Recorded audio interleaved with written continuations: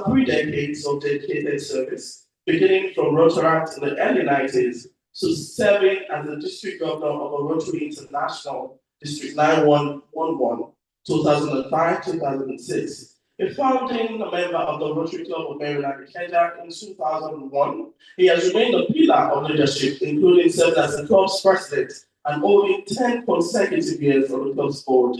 At the district level, he has served in multiple strategic capacities, including assistant governor, membership-led coordinator, pioneer, chairman of a major district committees, the chairman of RYLA, and the leader of the $1 Million Challenge, a graduate and a faculty member of the Rotary Leadership Institute. He has attended over 10 Rotary International Conventions and completed government trainings in Africa and the United States. A major donor and a passionate advocate for polio eradication, he is a recipient of both the Nigerian National Polio Plus Committee Excellence Service Award and the Regional Service Award for a Polio-Free World.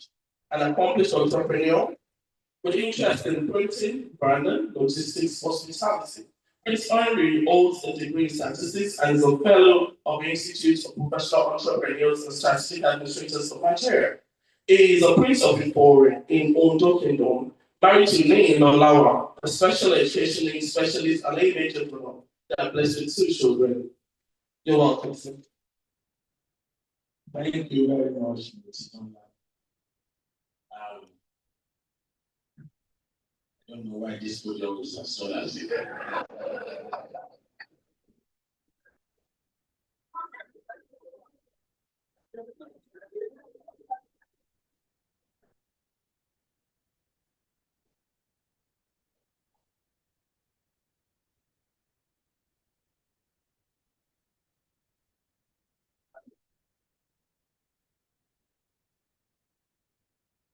Okay, thank you for advice. Your Excellency, the special guest of honor today, Mr. Babajide Sanwo-Olu. The states were here and we expect him to come in anytime soon. I recognize the Rotary International President, Sister Arezzo, and the spouse, Maria. Thank you very much for coming us. I want to especially recognize my mentor and our pride, Rotary International President-elect Yinka Babalola, and the spouse. My passion queen, Josipel Kuro, thank you very much. My fellow district governments, I recognize you from 9112, 9126, 9127, 9141, and 9142H. Thank you very much. I recognize especially the distinguished chairman of this occasion, my father, past district governor Julius Adelusi Adeluyi, welcome everyone. Permit me to just recognize all our Rotary International leaders and past district governments and here is that we please put our hands together for all parties. I recognize especially my district governor elect, my district governor nominee, and my district governor nominee designate, the leaders of the team. I recognize you all. I especially recognize all the diplomats that are here present, starting from the head of mission of Taiwan, the Consular General of the Ghana. Esteemed speakers and panelists, I recognize Professor Lily who is there, Professor Agbola is represented here, and of course, old PDG Function. I recognize you all. All are invited dignitaries, members of the press, fellow Rotarians,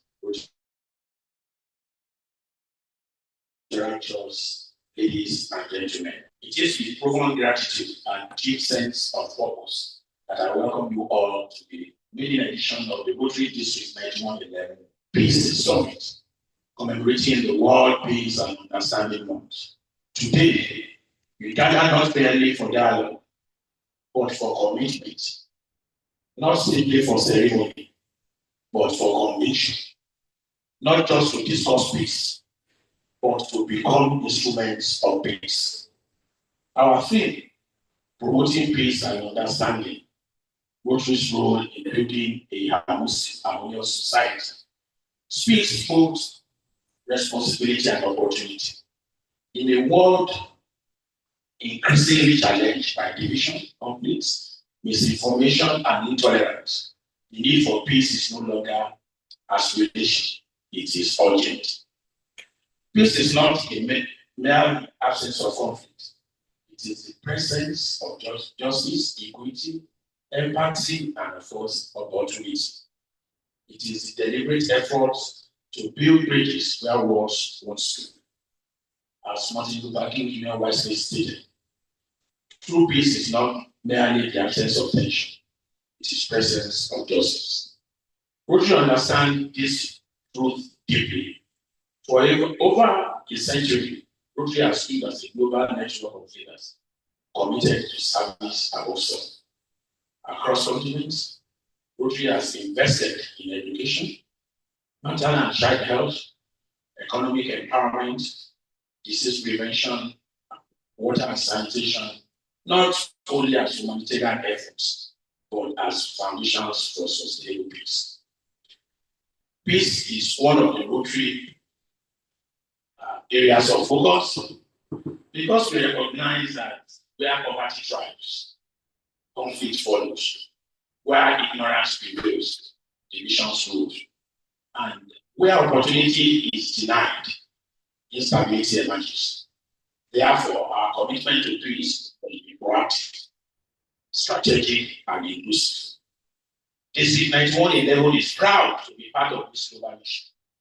Today's summit is a bold step towards deepening our local impact while aligning with Rotary's international peace-building framework.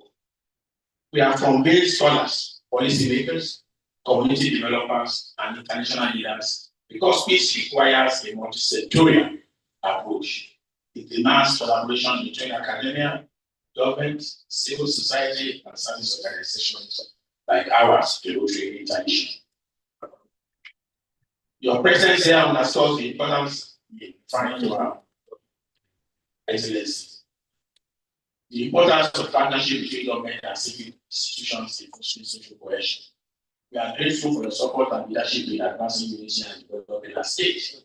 Through our panel discussion, keynote presentations, and deliberations, we will examine peace education as a foundation for societal harmony, community development as a pathway to reducing tensions, the role of international leaders in conflict resolutions and peace. We will confront difficulties realities through the video presentations of global conflicts, not to evoke despair, but to unite our listening.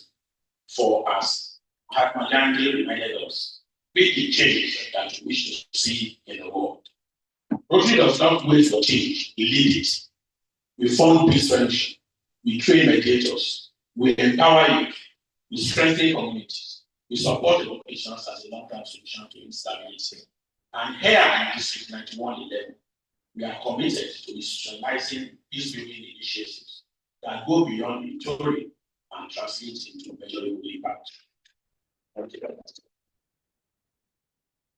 The commitment is reflected in our launch of the 3-month Vision Free Peace course in collaboration with Olabisi Onabanjo University, started in last Rotary year by our immediate past district governor, Dr. Yori Okoye.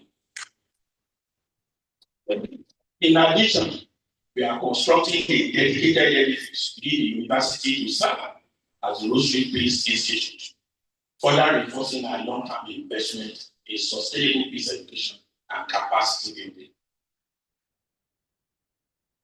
building. This summit is not an event, it is the beginning of a movement.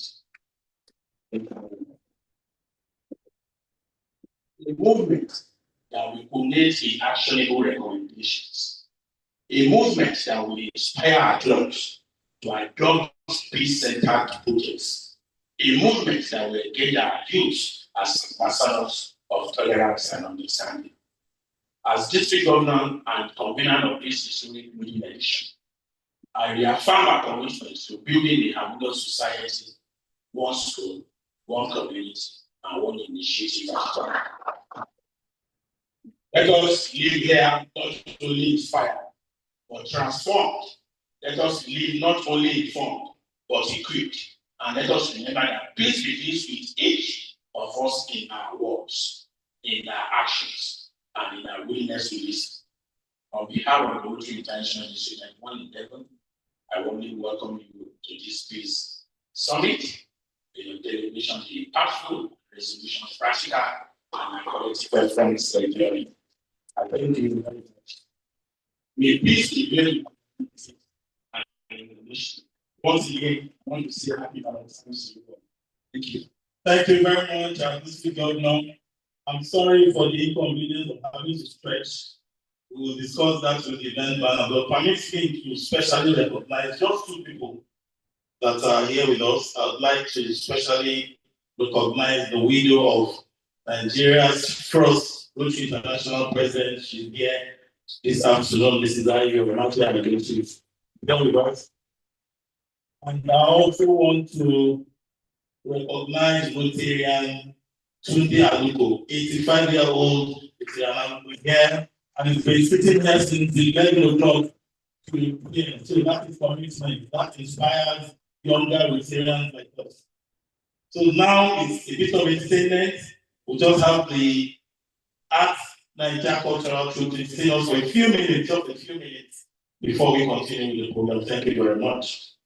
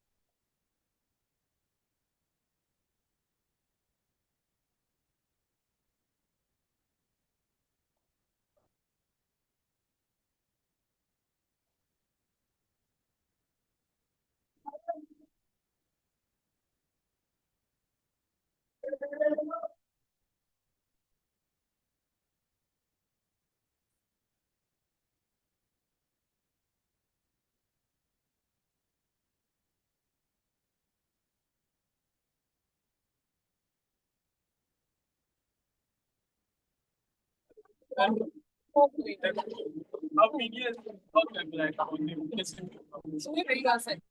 Send people down. I was trying to put it like, let's what you say, but they just take one or two.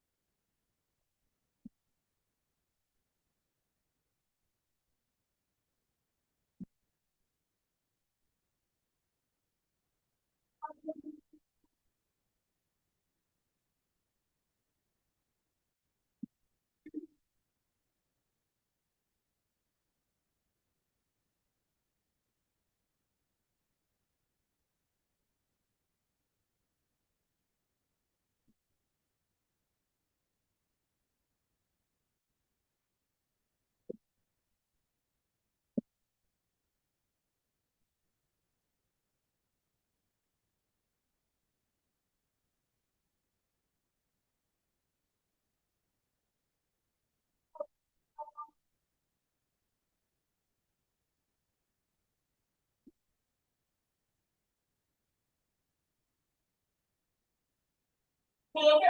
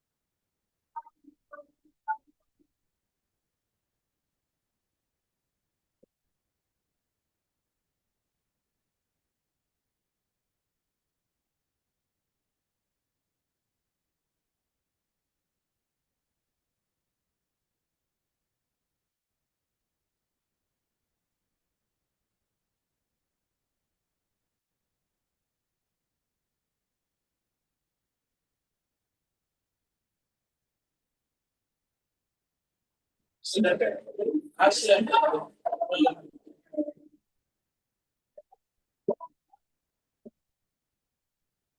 Thank you very much. Thank you very much.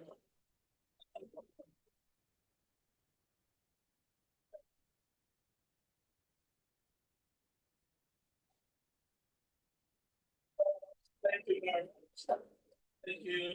Please put your hands together for this beautiful cultural display, please.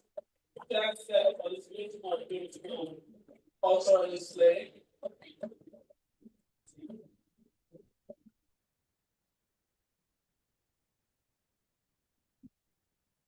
Thank you. Thank you. All right. Thank you very much. Thank you. In Africa, we have drums for everything. We have the drums of war, we have the drums of peace, we have the drums of marriage. There's a drum for every occasion. But luckily for us today, these drums you just heard, they are the drums of peace and of celebration. And it is how we welcome dignitaries according to the tradition of Lagos State. What you have just seen is a cultural display of a co-origin, the original inhabitants of Lagos State. And what you saw in display was him blessing or praying for the district, the DJE. And the masquerade comes out only when dignitaries are around, when people want to really show. So you must feel really welcome because it does hold that drum of peace for you. I hope you enjoy it. Mother Teresa wanted that peace begins with a smile. It's on that note that I would like to call on PhD Wale Ogunbanijo to please come and invite the international person for his speech. Put your hands together, please. Thank you. The Brooklyn Governors Layout, our representatives and this spouse. Their representatives and this spouse. We quickly recognize Mrs. Ayo Majiade, the spouse of the very first African multinational president. And I welcome you. In the state of the embassy of that country we're going to very soon, and the Ghanaian consulate represented, the Lagos governor represented, all bilateral leaders in the house, moderators, guests and friends. It's my very singular pleasure and honor too. I'm sure many of you are jealous of me. Though when the hierarchy comes, some of you will be doing this that time. Pray to be the one. When they come as the presidents, I have the honor of introducing our president to all of you. Our president is Lucian Francesco Arezzo, Federico Ragusa, Sicily, Italy. He's been Rotary for the past 7 years, and he's held so many important posts. Those of you who went to Melbourne, that's the chairman of the Melbourne Rotary International Convention for Life and Excellence. Osibin and I, director of the media president, He's also been the vice chair of the Joint Strategic Planning Committee of Roche International. He said that he is the third Nigerian from Italy to be our Arab president. The fourth being followed along in 1956 to 1957, and then Carlo Ravisa, 1999 to 2000, who our past Arab president was the eighth. I'm sure Anthony will remember that time too. And a very strong and passionate Nigerian. For you to be selected in June 2025 and start as Arab president in 2025, not a very strong person. Want to give me a round of applause? In June 2005, he started and president in July 2000. He's a strong person. I'm sure many will have ducked their heads on that bullet that was coming their way. But he stood up and he accepted, and really must thank him that after that impossibly short time, he has led of the panache, of the Italian panache. The Italians are not, they don't come last in everything. They have very strong personalities. So it's not a chance that he accepted really. He's an Italian and they are quite very strong personalities, and he has shown that he has led so far. I'm sure by the time we finish, we'll have finished. Really, we feel our responsibilities this year. He's a lingua orthodontist. I told the Arab president that I learned about that for the first time when I was reading his resume. For those ladies who like fine teeth, you know, they're the ones who wear braces. I don't see too many men wearing braces. I'm sure I said, I once asked my daughter, this thing you are wearing, does your boyfriend kiss you? I said, that's why you think about that one. I said, I was just wondering, if I pray, I won't kiss you. These are wires in the mouth. But the kind of praise that our president does is one that is hidden inside. It's not common in Nigeria. I'm sure it's not common in Nigeria. So when I saw lingua, I had to go and read about lingua orthodotics to really understand what he does as a job. And he's been a member of the Internal European and American Orthodontic Association, as well as the Internal European Lingua Orthodontics Association. Between him and his very amiable spouse, Anna Maria, they also run a very thriving and cultural enterprise that produces extra virgin olive oil in Italy. Yeah, give me one of those. Thank you. As a man of action and community leader, he has served as vice president of the National Association of Italian Dentists for the province of Ragusa. I was the founder and head for 7 years of the Ragusa delegation to the National Trust of Italy. He has also been the vice president of the Administrative Council of the Consortium for tooling and regulating quality production of olive oil in that region. He also owns 2 boutique hotel settlements. So if you are going to that part of Italy, just get across to him. Maybe lodge at a very good price in one of the hotels. So notice Ragusa Italy. Vanessa is married to very amiable, very friendly, very accessible, Anna Maria. No, now right in the tourism field. The union is blessed with 2 daughters and 2 grandchildren. One of whom has expressed the Rotary Youth Exchange in Florida. Yes, we have one of our donors in the family. The 2 ladies and gentlemen, and I also I'll do it now. I'm sorry, my dear, my father, I'm in Tom,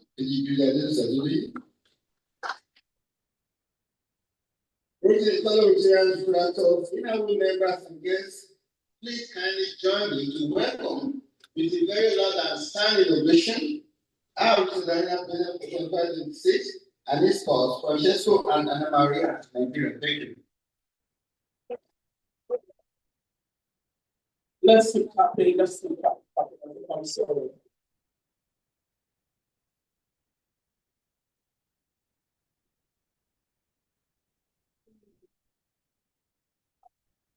Good afternoon.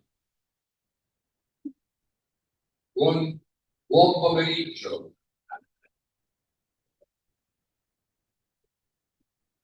Dear senior leaders, Water International, dear Guterres, dear representative of embassy of foreign countries here in Nigeria. It is a great pleasure for me to be here because there is something that was linked together Italy and Nigeria.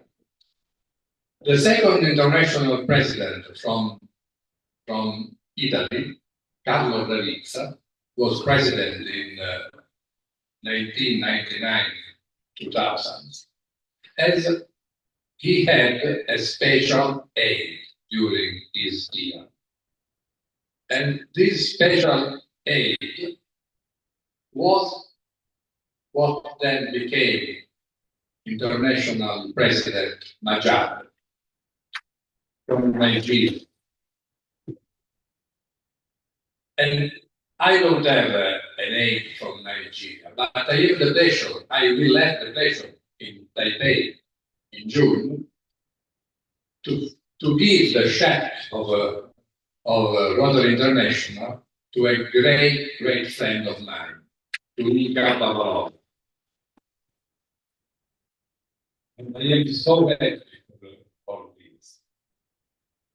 But this year, we are called to unite for good. This is much more than a slogan. It is a challenge to build peace in ourselves, in our communities, and in our world. We know, was already said, that peace is not only the absence of war, it is the presence of trust, understanding, and justice. It is the daily work of building bridges where others have built walls.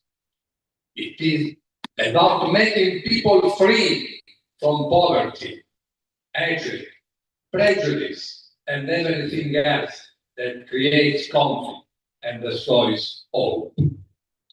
Peace cannot exist without freedom or respect for the human dignity of everyone. But we have this strange circumstance in the modern world, where the individual has freedoms, but those freedoms mostly serve the ego of each of us. We do not take our proper role in caring for humanity. We live surrounded by other people, but alienated from each other. We are lonely in a crowd. And then we are confronted by fear. In much of the world today, there is the fear of an uncertain future, fear of losing one's cultural identity, fear of a stranger who has been portrayed as heavy, aggressive, thirsty for your blood and your possessions. The same description, identical, rages on both sides. Those of us who care about peace must rise above this. Fear cannot be overcome by fight or aggression. We all experienced fear as children, crossing a dark hallway or hearing noises at night. But we did not overcome these fears by running away or with armed guards. The key is to know what you fear, so that you no longer fear it. Knowledge, therefore, becomes the first necessary and indispensable step to begin to talk about peace. Roderick has learned that peace is not built in conference rooms alone. It is cultivated in communities through projects that touch real lives and restore dignity when it has been taken away.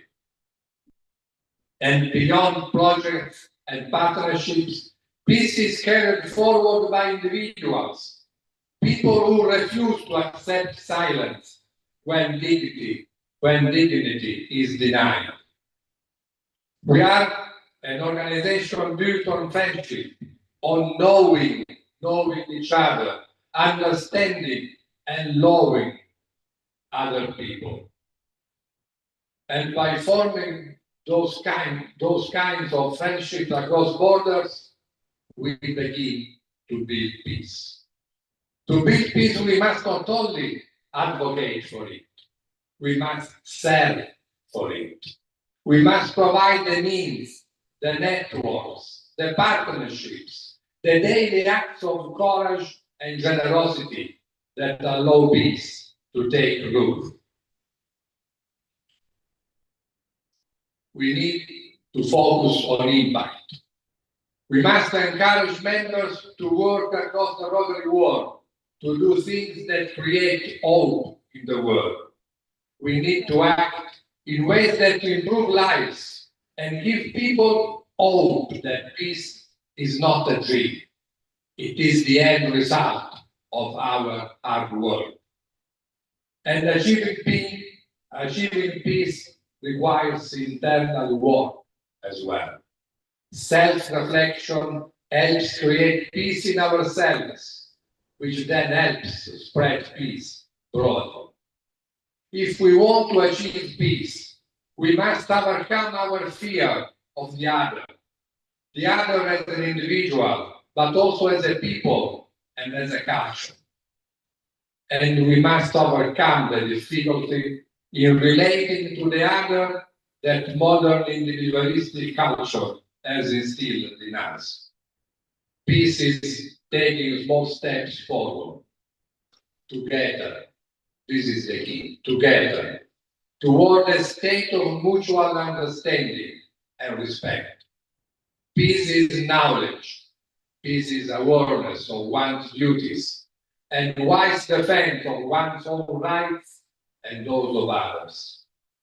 Peace is a common path, difficult and slow, but possible if taken together.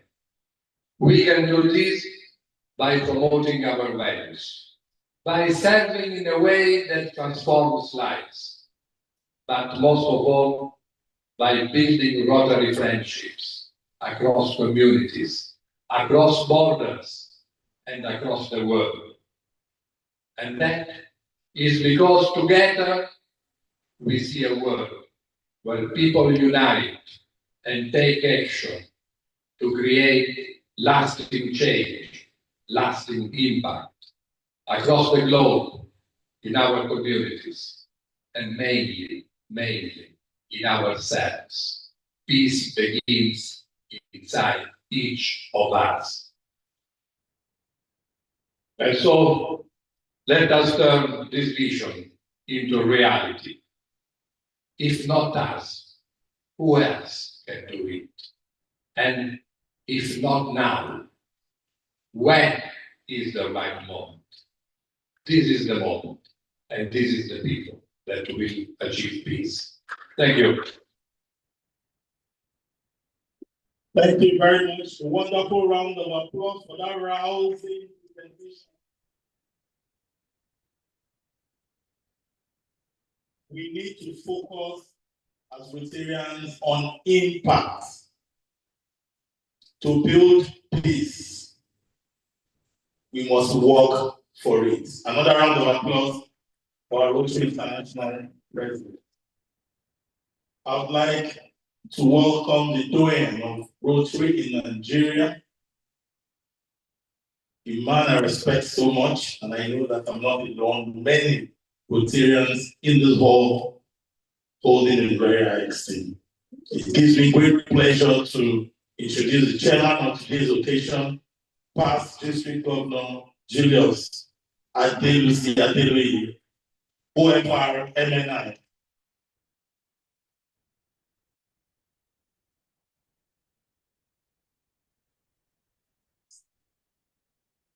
Sir, I'm inviting you with the power of the light, sir. Another wonderful round of applause for our people to Julius Adelusi Adeluyi.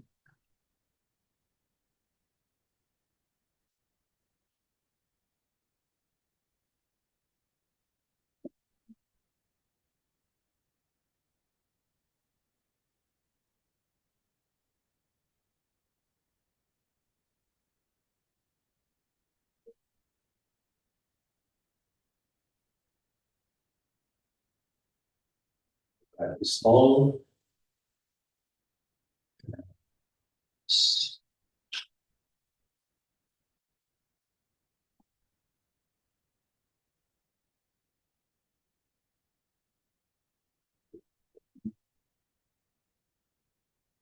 Let's put all this together. This is the first time you have in our midst current president of British International, president-elect, and the board member of the trustees of the Rotary Foundation.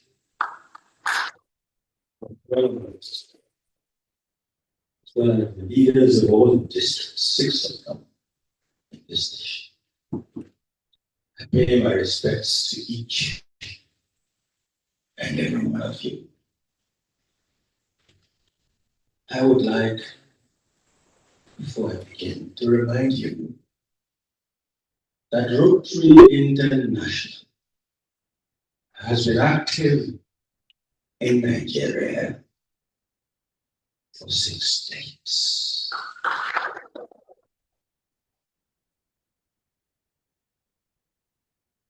The results today would make anybody proud. Anywhere on the continent of Africa and in Nigeria. That's why I think it is necessary and relevant at this stage to remember the sort of heroes past, regional leaders like the SLA do. For those of you who are old enough, leaders like Gobadia, but especially a leader like Jonathan Babatunde Akiyobere, who carried the touch of Africa through the world, and even demanded that we must all lend a hand. With Jesus recipes. Now I said I like the ambience of this hall. And the reason is not far-fetched. In 1988, I was already a past district governor. I applied on behalf of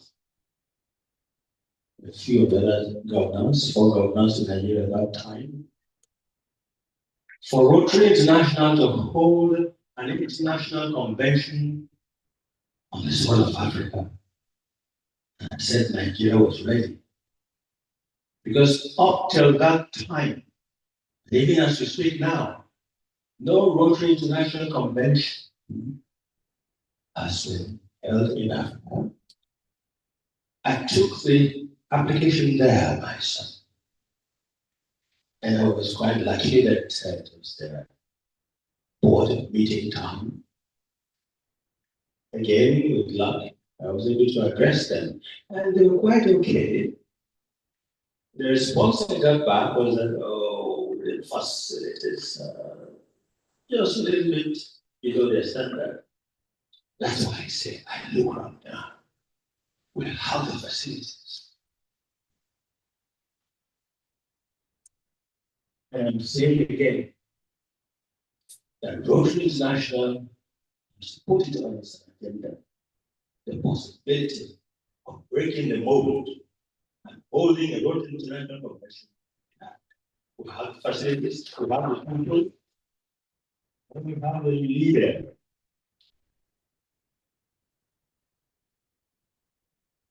That's why next game. This is handsome guy in front of me, Francesco. So, isn't he handsome? As I look at the wife of God, I think you have great taste, Francesca. And number zero. He said, you're good coming together. But I will tell you, you were given a notice he took down the leadership of 1.4 million religious people.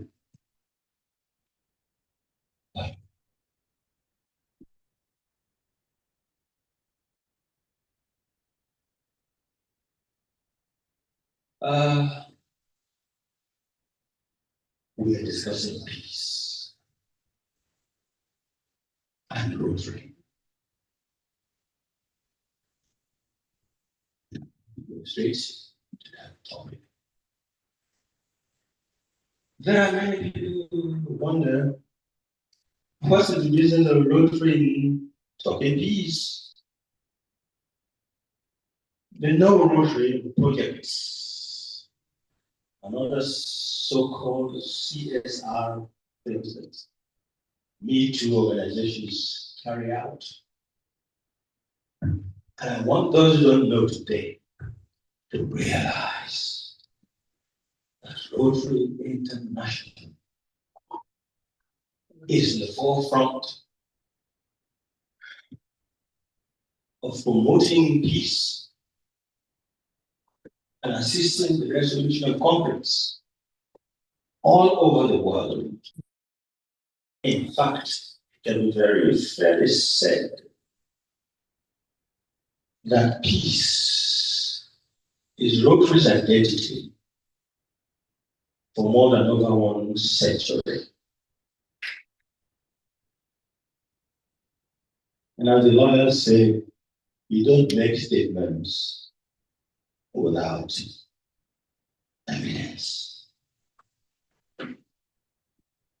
So I'll spend the next few minutes telling you how Rotary International has been in the lead in the promotion of peace at the community, national, international, and global levels. As far back as 1914, at the convention, Rotarians from Ontario in Canada moved a resolution that simply said, we Rotarians owe it a duty to use our influential positions to promote peace in our communities. That resolution was unanimously passed in 1914 and gave rise to more active discussions of peace on the corridors of Rotary International. Evidence. I can also tell you that the discussions went on very actively, such that when a gentleman called Arch Klump became president of Rotary International in 1917, he started the idea of what we now know as the Rotary Foundation. And I have a document of this particular speech at that time, part of which says, and I quote, we have a responsibility to make Rotary do good in the world. And in the process, we should allow the acceptance of endowments. That's how the idea of endowments came.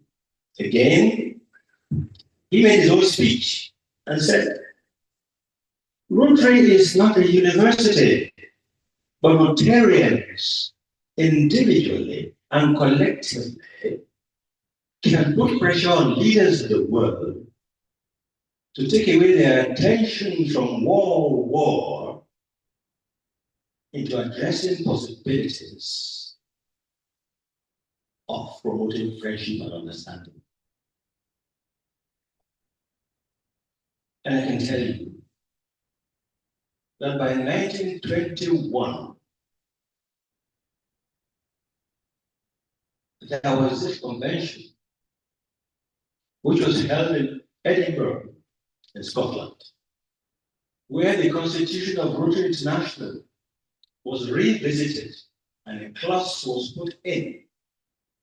And that clause was specifically saying that Rotary should take interest in the promotion of international peace and goodwill.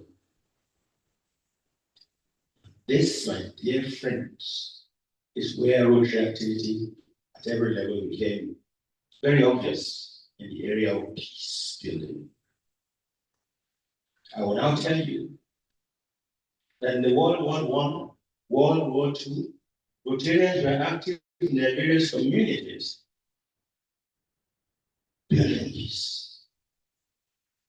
So that by the time you have the World War II ending, nations in the League of Nations got together to write a treaty and all signed it to form the United Nations in 1945. And guess what? 49 Rotarians on 29 different delegations participated actively as advisors, consultants, and drafters. So the United Nations was formed with the active participation of Rotary. So if anybody is talking peace, we can look at them eyeball to eyeball, that there is no other service organization in this world in the last 100 years that has had as obvious a footprint as Rotary International has.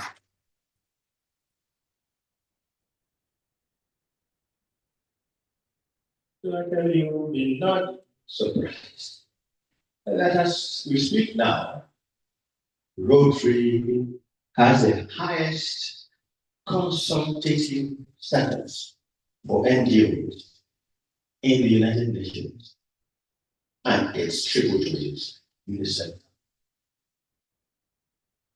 ECOSOC, WHO, and so on. Remember also that in London, in 1943, Rotarians in London invited ministers of education from all over Europe to attend a meeting on how education can be used to make people understand the need for peace. This was attended by ministers of education all over Europe. Presiding over it was a past president of Rotary International. So it was a Rotary event. Lo and behold, 2 years later, UNESCO was formed. So Rotary says, now you better know these things because we take ourselves for granted. And therefore people take us more for granted. Some leaders don't even know.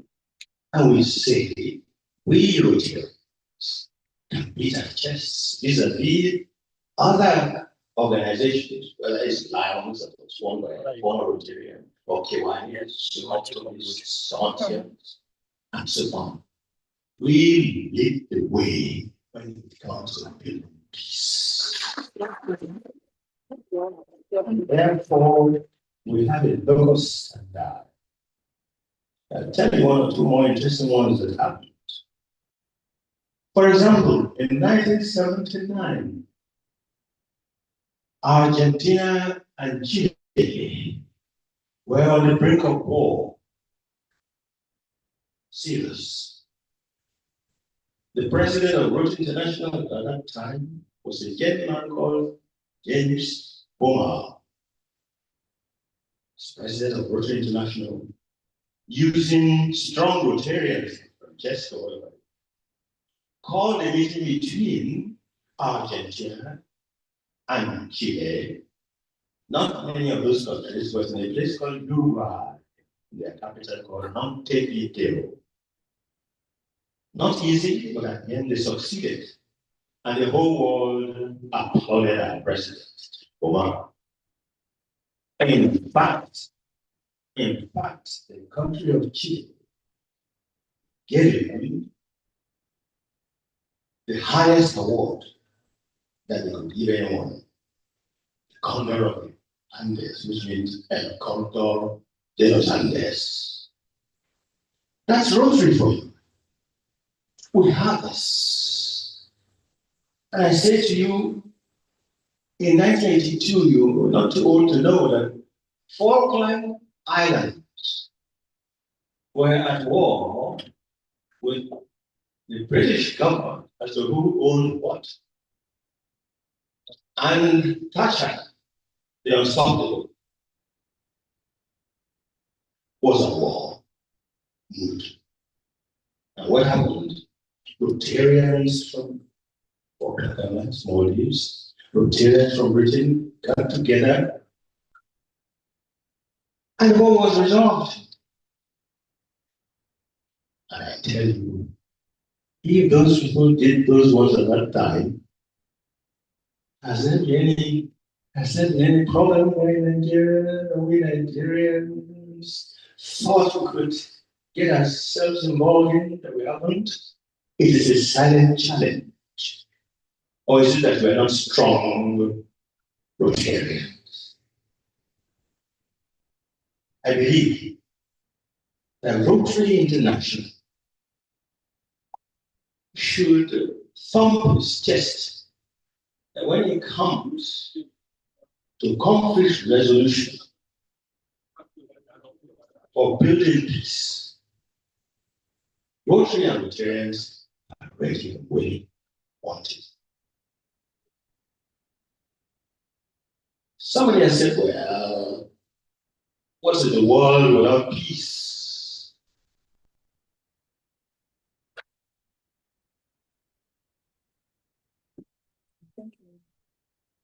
Okay. Okay.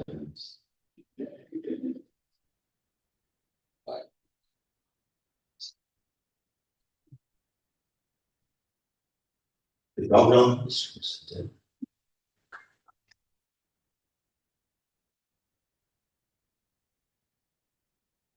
Without peace, what do we get? Without peace, ladies and gentlemen, there is no education. Without peace, there is no economy. Without peace, there is no health. Indeed, without peace, there is no future. So peace is necessary. Just cast your mind to where there may be no peace at the moment. Is it South Sudan? Is it Afghanistan? Is it some parts of this nation? Peace is necessary. But we, as Rotarians, take many things for granted. Scholars have studied human history for the last 3,500 years. What have they found?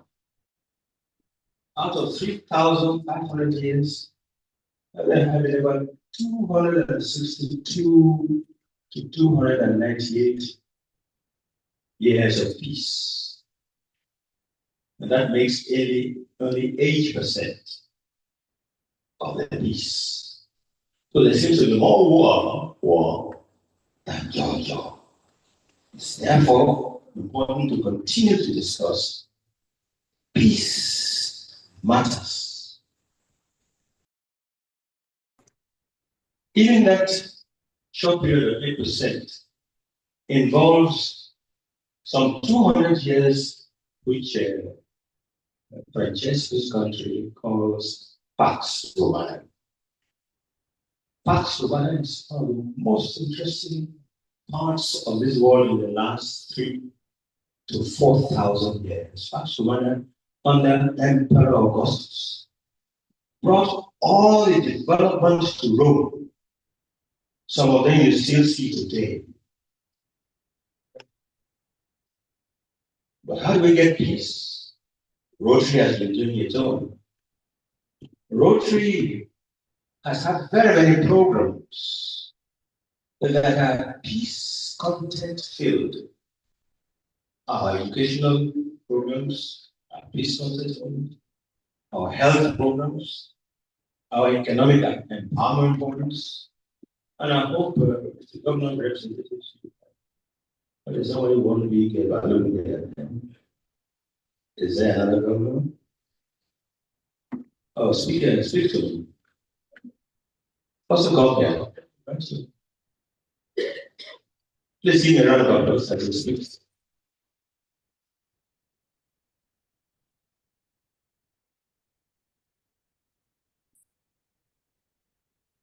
Right, he says that he is the speaker just for today.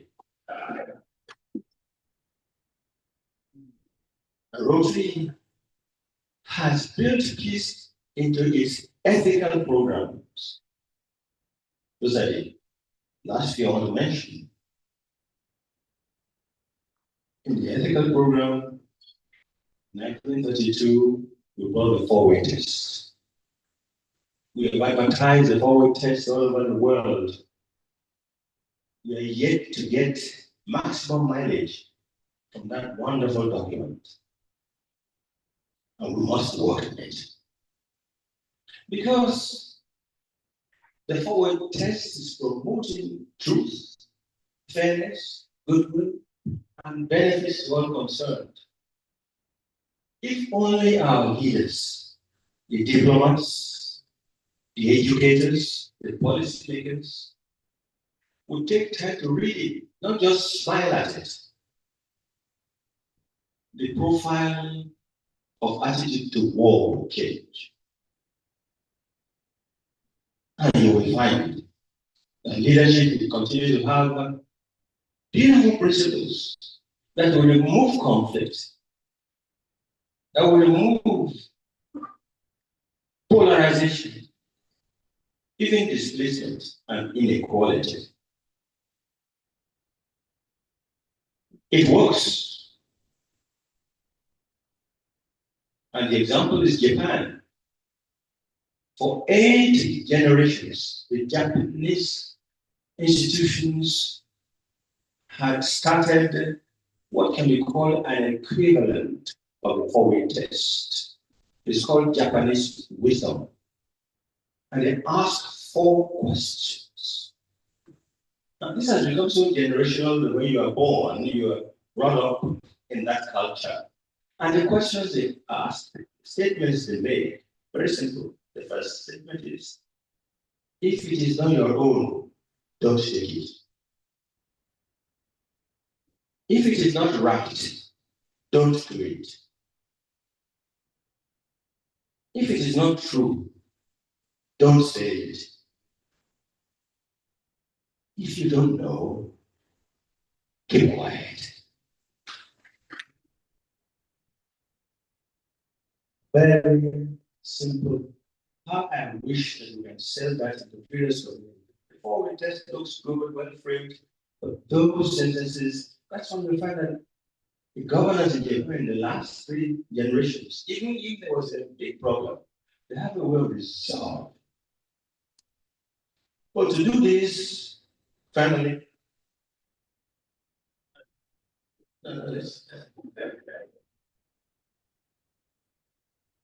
it says 30 minutes long. But I do have just 3 minutes. It says, if you look at it, that if you keep that culture, your environment will be sanitized.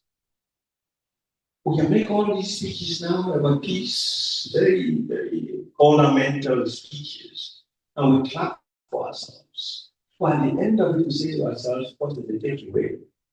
The one takeaway I want to charge the current president and the president-elect with is increase in membership. Strong members, strong districts make strong Rotary International. And we can get them if we look in the right places. The truth is that Rotary is the largest network of committed citizens for peace in this world.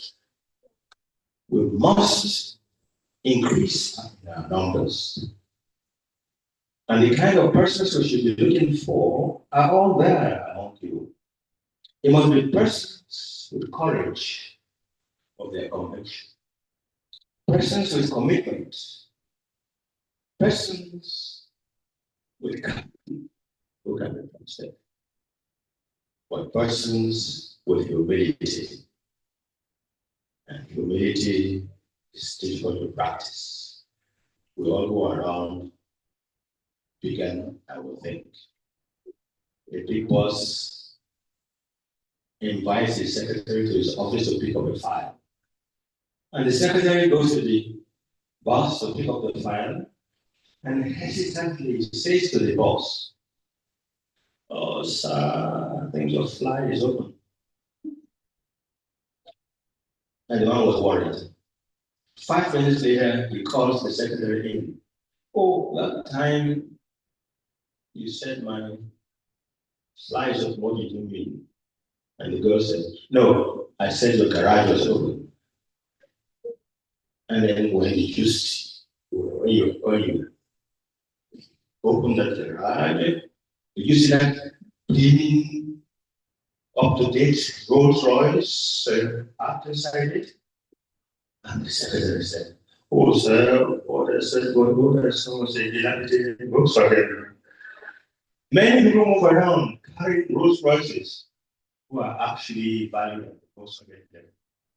Let us look for strong Rotary who would strengthen our rank. My prayers that Rotary friends and Rotary ways will give us the wisdom to be able to reach a stage where we have that strong army of membership that will improve Rotary collaboration. And I will make Africa proud of the league by doing it. I thank you for this. And then we give this a wonderful round of applause for our Julian of Rotary in Nigeria. PDG Julius Ademus Anthony. You will agree with me that he's taking us to school. And just as he has told us about 1921, when peace became a theme for Rotary, I can guarantee you that in 40 years' time, I will be discussing what has happened here. I will reference it in one of my speeches. Another one round of applause. I'd like to, just before we get into the panel session now, I'd like to quickly recognize our future leaders, our district governor-elect, Rotarian Bukola Bakare, and our district governor nominee, Dr. Samuel Ayetutu. They were too shy to stand up there.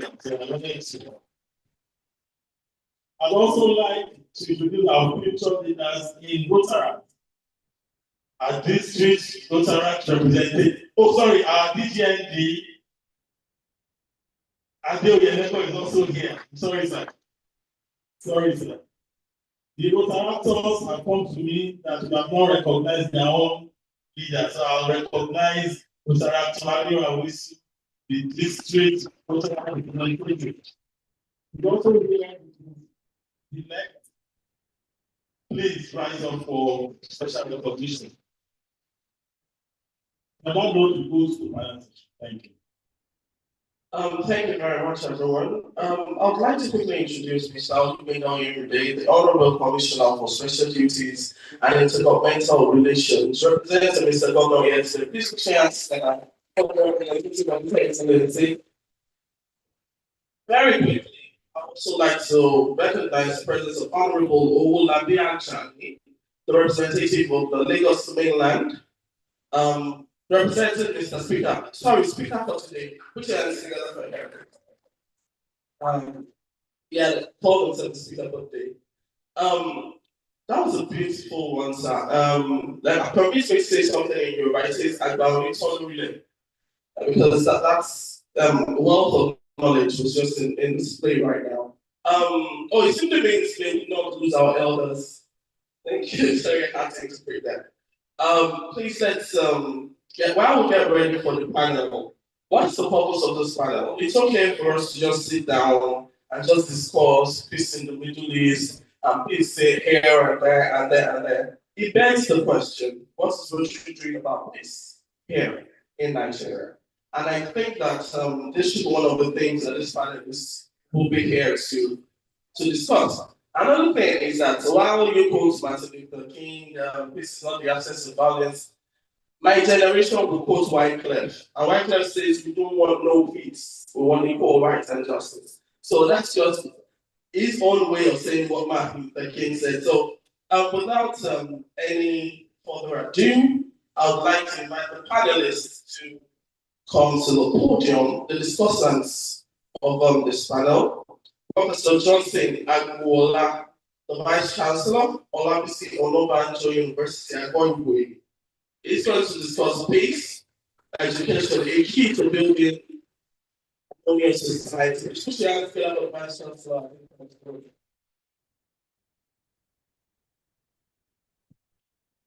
Is a representative of the Vice Chancellor, which you together for him.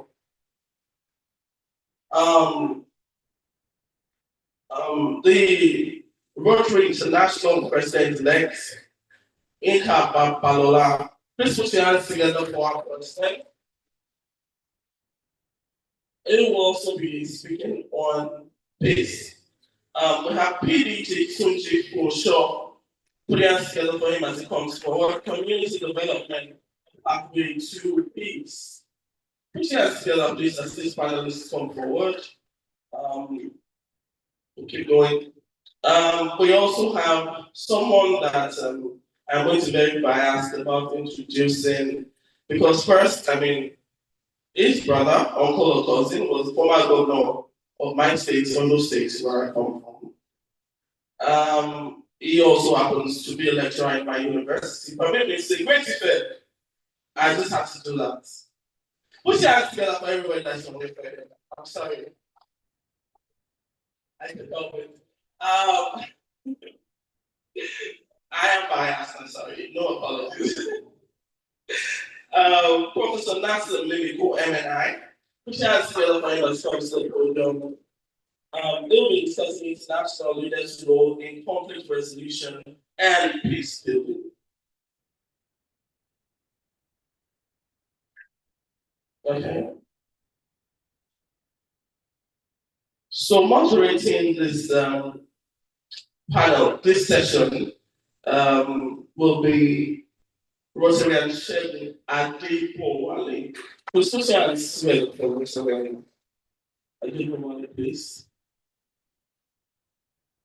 So before we go ahead, we'd like to see a brief, very, very brief documentary that has been put together for the purpose so that people seated here will understand the need, why we need to have this discussion on peace. Why is Rotary so centered on peace? And that's why this documentary is going to be showing for 2-3 minutes. Let's just cue it. Please note that we're not doing this to make you feel like the world around you is on fire. No, we're doing it so you will know that there's indeed a need for a call to action. Thank you very much.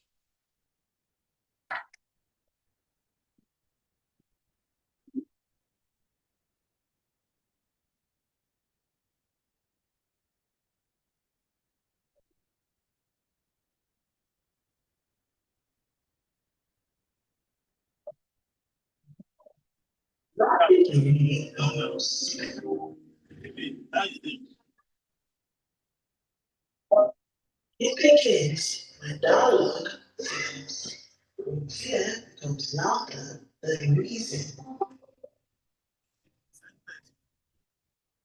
when humanity is forgotten.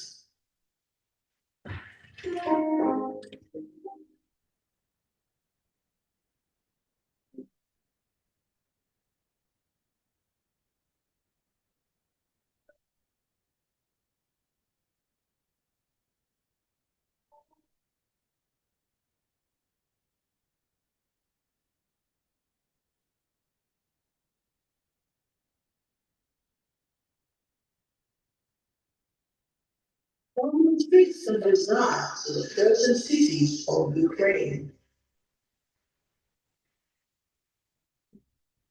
the world is bleeding.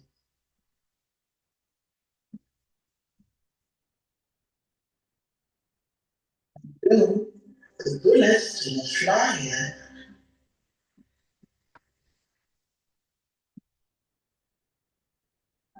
and consequences trying farther than imagined.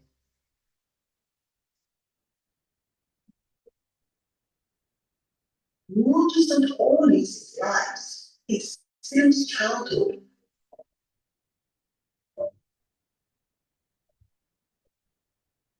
his choice education and transformed into routine.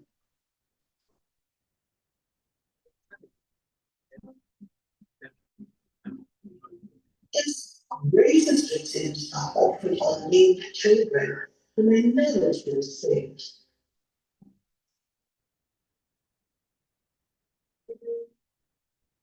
Parents forced to bury home alongside their loved ones.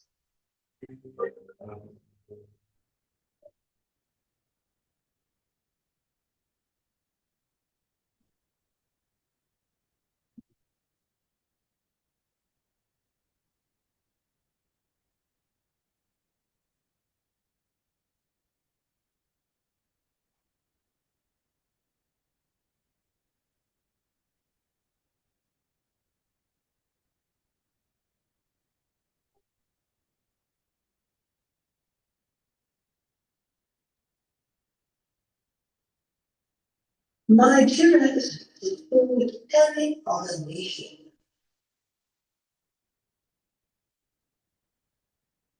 But Nigeria understands conflicts.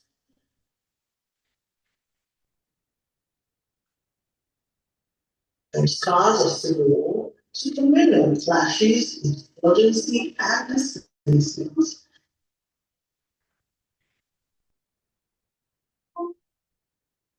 We know what happens when violence speaks of peace.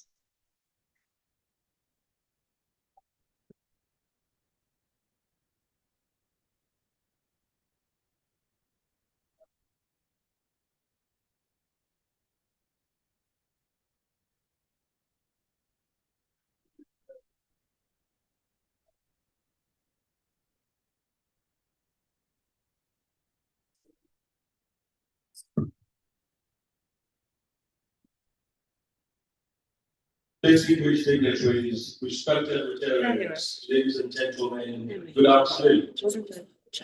My name is Roger Sheikh Adewale, and on behalf of our district governor, Reverend Prince Henry Akinyele, and through the Rotary Peace Summit Committee, it's my honor and pleasure to welcome you to this very important dialogue on peace building, an issue that lies at the very heart, of course, of Rotary's commitment to service above self. Today's panel brings together very respected, very cerebral, and of course, accomplished thought leaders from academia, international service, and global affairs. The insights today will help us explore how education, community development, and leadership at local and international levels can collectively build a more peaceful and harmonious society. Distinguished ladies and gentlemen, it's my pleasure to introduce our very distinguished panelists. The very first panelist I'll introduce rather is a distinguished Nigerian scholar, public policy expert, and higher education administrator.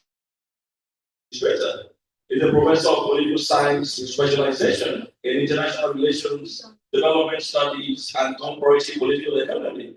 He has taught and conducted research across Africa, Asia, Europe, and North America. He served as Vice Chancellor at Ajax University, 2010-2015, where he strengthened academic standards and institutional governance. He is a former associate of African and African American Studies at Harvard University. He has published extensively and widely recognized for his scholarship in international relations, development studies, and governance, as well as his contributions to academic leadership and public policy in Nigeria and beyond. Ladies and gentlemen, please a round of applause to Professor Femi Miracle. The next person who is actually represented here today is Professor Johnson Agbola. is a Nigerian academic and medical scientist and the Vice Chancellor of Olabisi Onabanjo University, Ogun State, a professor of cancer pathology.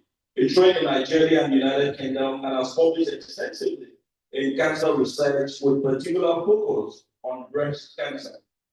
He is widely recognized for his academic leadership, commitment to research excellence, and of course, strengthening of university governance. Ladies and gentlemen, please a round of applause for Professor Johnson Agbola, who is a representative. The third discussant is a Nigerian physician, cardiologist, and of course a prominent public health advocate, best known for his leadership in efforts to eradicate polio in Nigeria and across Africa. He served for many years as chair of Rotary International's Nigerian National Polio Plus Committee, where he coordinated large-scale immunization campaigns and advocacy to immunize millions of children against polio. His work helped Nigeria and ultimately the African region achieve certification as free of wild poliovirus, a historic public health milestone. In recognition of this, you can give a round of applause. In recognition of his achievement and his impact, Time magazine named him one of the 100 most influential people in the world in 2020, making him the first Rotary member ever to receive this honor for polio eradication work. Please give me, ladies and gentlemen, a round of applause for past district governor Tunji Funshaw. The last discussant is the pride to Nigeria, a pride to Africa, and without doubt, a pride to Rotary International. Is a Nigerian engineer, business leader, and global humanitarian with over 25 years of international experience in the oil and gas sector. A long-serving Rotarian, he has held senior leadership roles, including Rotary International Vice President and Board Director, and was elected President-elect of Rotary International for 2026-2027, making a historic milestone for Africa.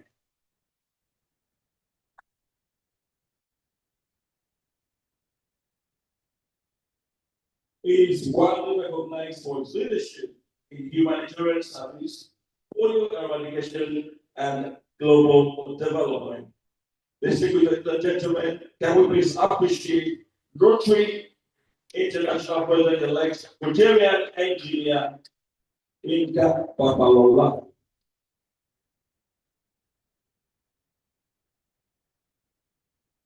Right. The very first question, Alex, who is actually represented here by Professor David Odolan. Thank you so much for joining us, sir. Thank you very much. Peace education is often described as a moral compass of society.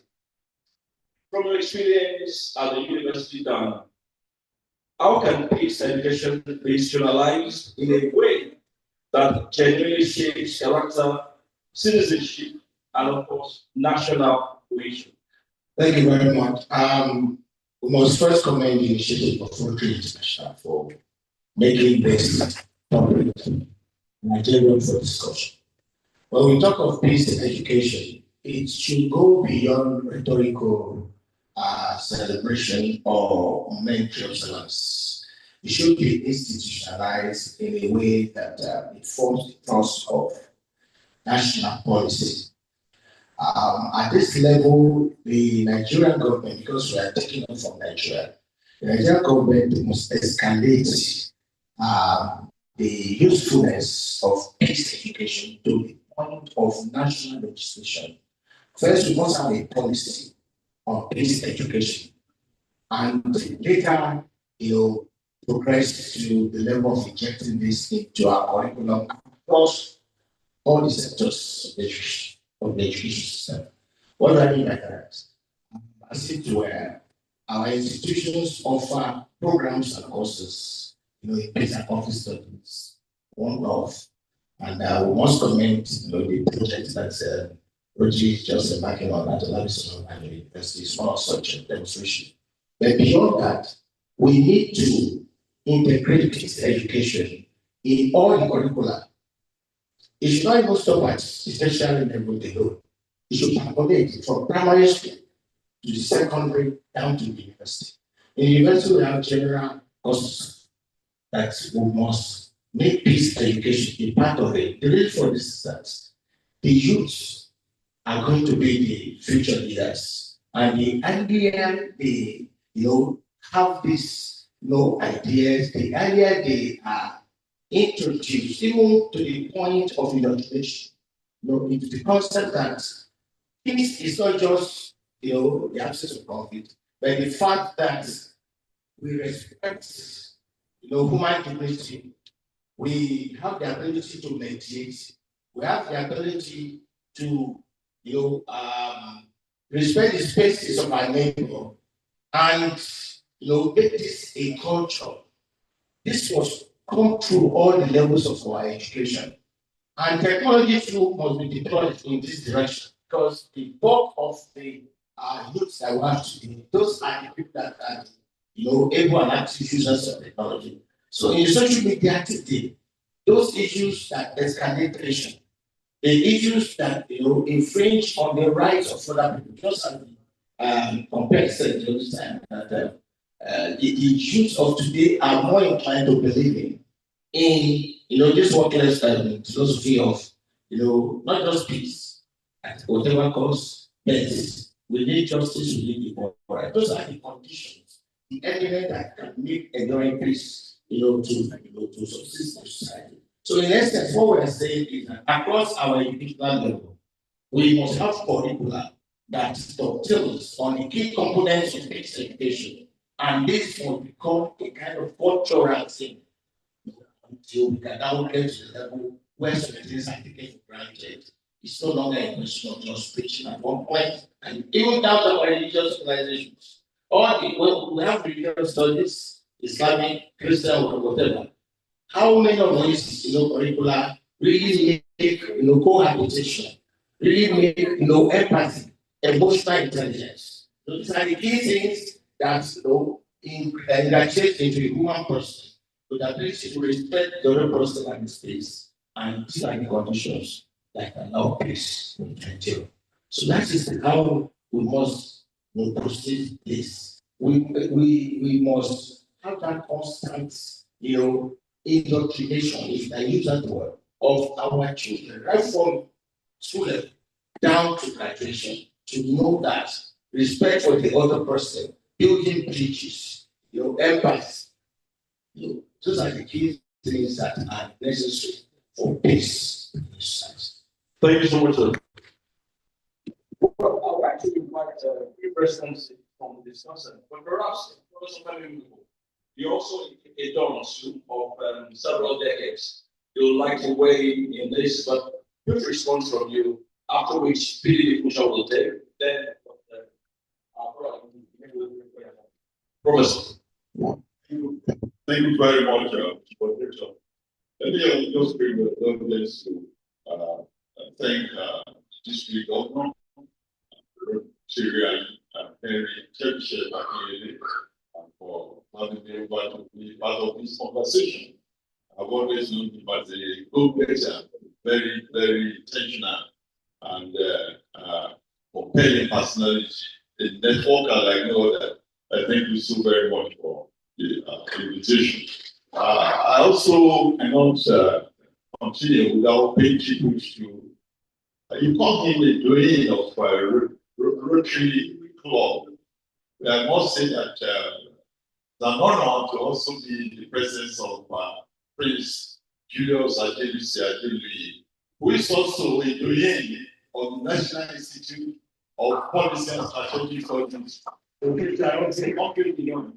thank you so very much for that very, very profound speech that you made.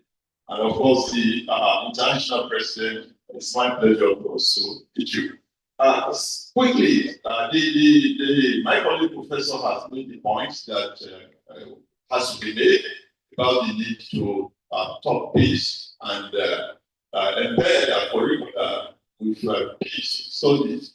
I recall that as a young man, my first one of the first classes I attended at grade 12, we were taught that we must at all times recognize what they call cultural relativity. That we should not get out of the university thinking or imagining that one culture is superior to another. And that thing has not left me more than 14 years after I was told. And it occurs to me that if we're talking peace, we inevitably must begin from the beginning, which is the reality of conflict. Conflict is endemic to society. It's endemic to human beings. Philosophers like Thomas Hobbes and a few others will actually say that human beings are basically selfish creatures. They are innately selfish, and they tend to compete over values and resources. Now, what we need to do is to let our children and the school system realize that you cannot avoid conflict. The challenge we have is to find out ways, create institutions and mechanisms to let our people know, students of our institutions, that the challenge is to find a way to bring conflicts to resolution. And some of the very basic things we need to do, number one, we must, as I said, recognize the diversity in culture. We must teach our students to respect the values of others. We must let them know that we don't have to agree. Indeed, it is not good for society for all of us to agree on all things. Otherwise, society will not move forward, as the Hegelians have taught us. But we must recognize and respect the perspective of the next person. And as the keynote speaker said, we must also let people know that, for God's sake, don't take that which does not belong to you. If you look at all of these issues, they are the factors and the drivers of conflict, not only at the micro level, but also at the global level. And so we must embed our curricula with perspectives of this nature, so that when people grow in the school system, they know that they must respect the next person. They know they must not give the impression that our culture is superior. They must know that you serve society better when we share. We also know that there are problems that cannot be solved individually, and we must be collective in our approach. If we systematically put our students through all of this, by the time they grow up in the system, we're likely to have people who think this. Because as the next generation pointed out anyway, issues of peace and war start from the hearts of human beings. And so it is at that location that we must begin the process of generating commitment to peace. Thank you.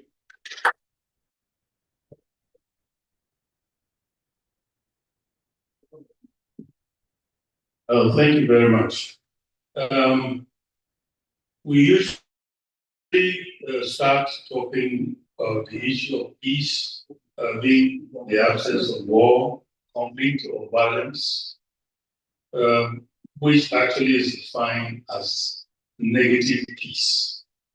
And if you notice, most of the images we've seen this afternoon have had more to do with war and conflicts, meaning the corollary is that the absence of those images means peace. Yes, it does. But how many of those images did we see that talked about positive peace, which is not just the absence of war, but the presence of harmony, justice, stability, and satisfaction with a particular state you find yourself, either your state of mind, the state of your environment, or the state of your family, or the state of your status in life, that you feel should be commensurate with your efforts. And again, conflicts affect different demographics differently. I mean, you see some of the images of war, you see mostly children and women, and perhaps some old people. So our efforts should be directed more at the young people. The word indoctrination has been mentioned this afternoon. I think in our curriculum, we must start orientating our curriculum not only to put the study of peace, but also to inculcate or to include peace in all the other subjects, in history, in literature, in the arts. Because when you do that, every facet of the child's thinking will gravitate towards promoting peace and avoiding violence and conflict. So my main recommendation, as far as the youth are concerned, is to provide them with an environment to study peace, not only in the context of civics and stuff like that, but also make sure that the history they study, the literature they study, and all other facets of the education that peace studies are included in them. Thank you. Thank you. Yes, thank you very much. Let me latch on what PDG Commissioner just said. Because if peace is not the absence of war or the fear of violence, then what then is it? And that is where the concept of positive peace that you mentioned comes in. And I hope this is something Rotary has worked together as with one of our partners, the Institute of Economics and Peace, to work on the concept of positive peace. I say why negative peace, as the mentioned, is the absence of violence, fear of violence. Positive peace is, and I just want to read it as it is the attitudes, institutions, and structures that create and sustain peaceful existence. Attitudes, institutions, structures that sustain peaceful existence. And if you just allow me to mention very quickly, so we can all see when we want to deal with peace, what are the things that are critical. In our work with the Institute of Economics and Peace, we've laid out the 8 pillars of positive peace. They're all interlinked. Any one of them that is deficient will lead to conflict at the end of the day. One of the pillars is well-functioning government. A well-functioning government doesn't necessarily mean a national government and international government.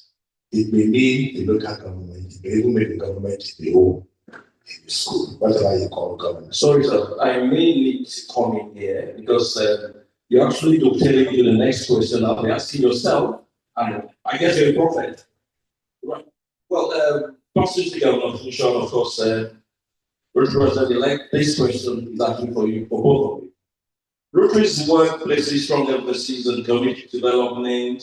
In practical terms, how does sustainable community development serve as a pathway to peace, particularly in fragile or divided societies? Perhaps we start then, or you want to continue since it's okay.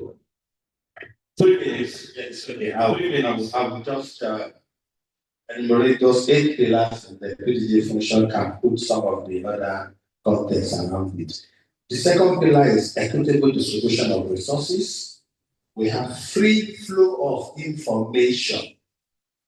When you don't have free flow of information, you get conflict.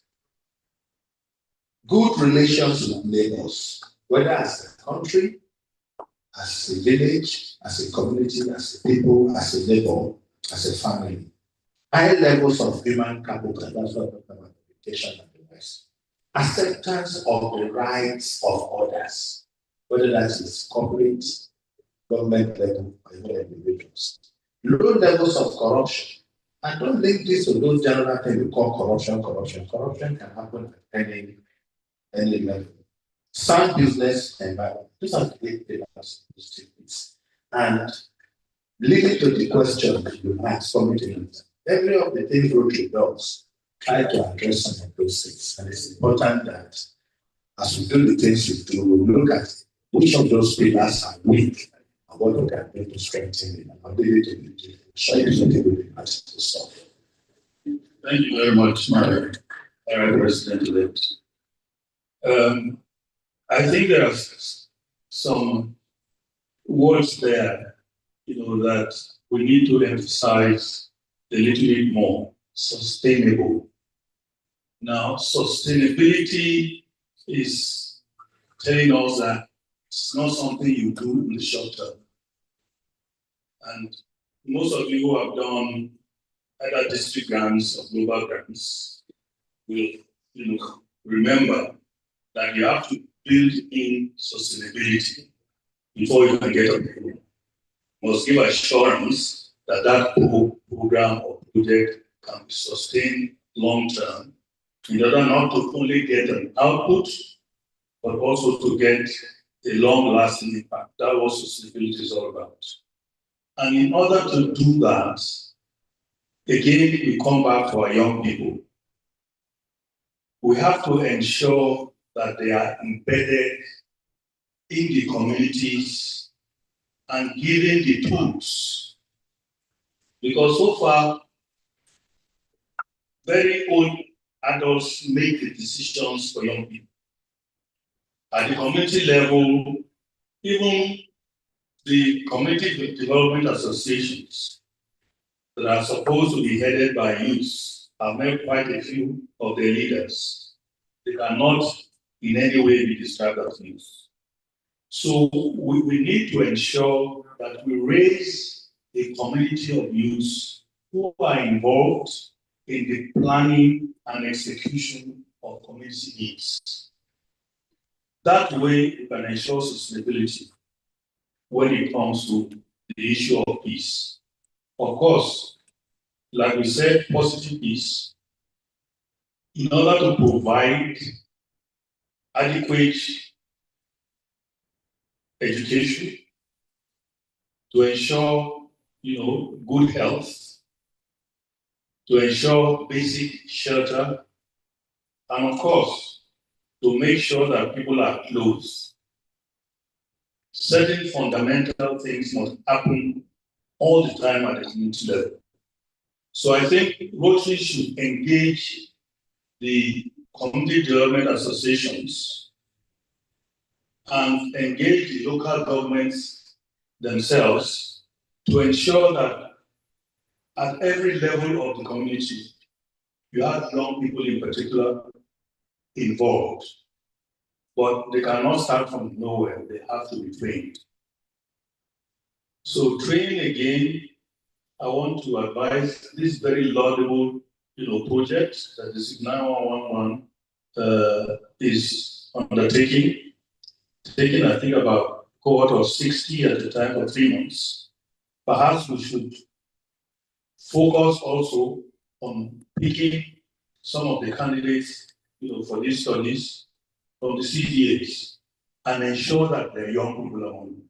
Because that will make the foundation of ensuring that as time goes on, sustainability again, we have in the community people who, let me use the word, have been brainwashed to look at everything that is happening around them from the lens of how does this enhance peace. I think I'll stop there. Thank you so much. This question I do for you, and it addresses and speaks to leadership beyond borders. From an international relations perspective, how will the decisions and actions of global leaders influence peace and conflict at the national and grassroots level? 3 minutes. Thank you very much. Talking of leadership, it's possible to situate this at 2 levels. We can talk of leadership in terms of those who hold public offices and act on behalf of populations and citizens. What we expect of such people is to be responsible and to be responsible to act in the interest of the people they are supposed to live.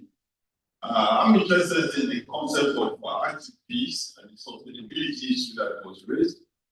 One major factor that we must put in place if human peace will be sustained is to create a society that works for all, that gives opportunity for everybody. If you do this at the local level, at the community level, at the level of the state, you're likely to have a more peaceful society. If also that happens at the global plane, if all parts and regions of the world have equitable opportunities to compete and get ahead, they're likely to have peace. My interaction with the literature over the years as a comparative political economist has demonstrated to me that the most stable societies around the world are the ones that give more attention to inclusivity. As long as you try to create structures and a system that brings people, everybody is included as much as possible, you tend to have peace. But when you create societies and structures that exclude, either on the basis of gender, on the basis of age, on the basis of color, on the basis of whatever, you begin to have the movie tracks of instability and conflict. And so my take is that we must deliberately apply ourselves to creating societies that will work for everyone, such that the desperation that we want to make people to challenge the normal existence of societies would such a tendency will be considerably moderated.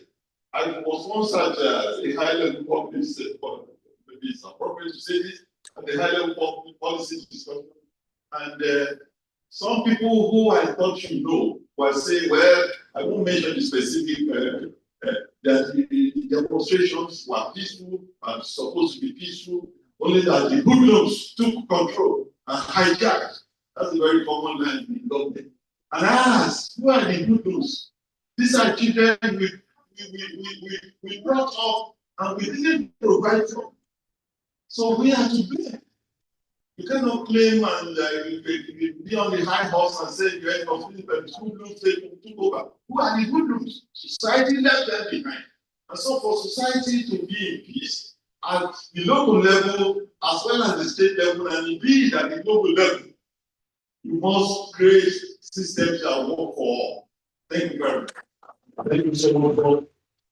Well, this is the very last question, and then I like our panelists, if you could do 60 seconds, I'll appreciate it. Otherwise, maybe 75 seconds. Thank you very much for my end. No, I won't ask the question. Okay. Right. I'd like each and every one of you to share one key action that the students represented here, Rotary, universities, and policy leaders must prioritize in the coming years to strengthen peace building efforts. Again, 60 seconds or 75 seconds. Thank you very much for my own end. I think the basic action should be for institutions to be the peace that they advocate. It's not enough for us to develop a curriculum, have the pedagogy that will, impact knowledge on the upcoming ones as to what peace education is about. The system, the governance system of the institutions to reflect the principles of equity, to reflect the principle of inclusivity. But inclusivity is a synonym for justice. And these are the key requirements that need peace, to endure.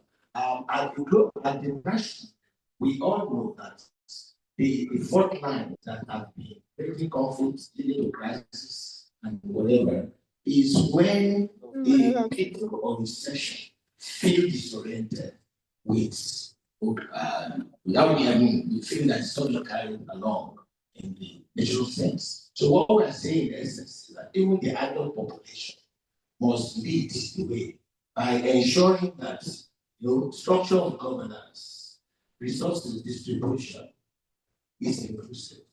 And I think I should stop. Yes, please. Yes, I would say, thank you. One useful thing is this education at all levels.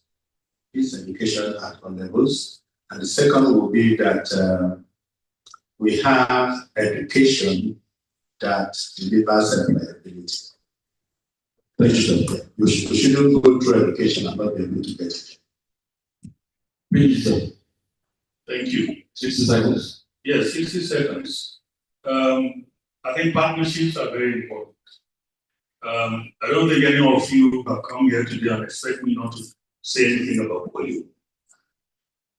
Now, in our polio efforts, our Global Polio Education Initiative comprises partners. Rotary, the governments of the world, UNICEF, the Gavi Foundation, and very, very importantly, the Gates Foundation. And all of us bring different capabilities. Rotary brings grassroots, hands-on, and of course, funding. The Gates Foundation is very good at bringing us technology that assists us in the field. While WHO and UNICEF are technical partners who are the ones who come up with the methodology of getting to the end of what we have decided to do ourselves in terms of eradicating polio.